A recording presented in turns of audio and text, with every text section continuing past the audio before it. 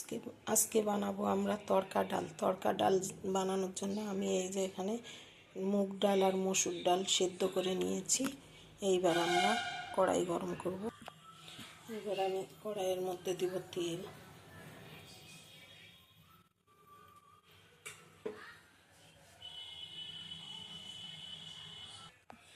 দেব একটা ডালচিনি, একটা শুকনো লঙ্কা,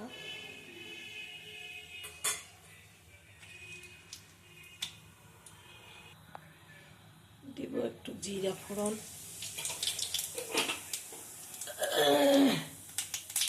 এবার দিব পেঁয়াজগুলো,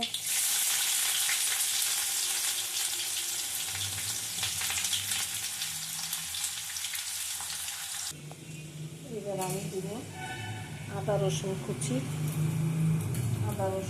করে রাখছিলাম সেটাকে দিলাম। এটা বেশিক্ষণ ভাজবো না, কেননা আদাটা বেশি ভাজা হলে কড়া হয়ে যাবে, গ্যাসটা একটু গরম হবে। এবার আমি দেব টমেটো কুচি,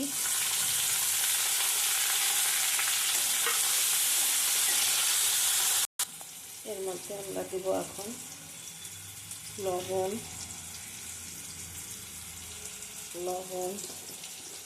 তারপর দেব হলুদ,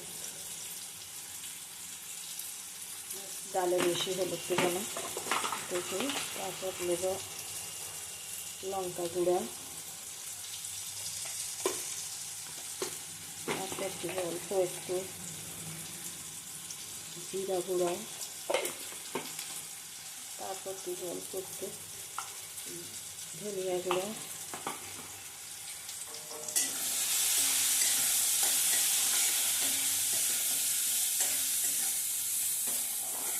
টমেটোটা একটু গলবে।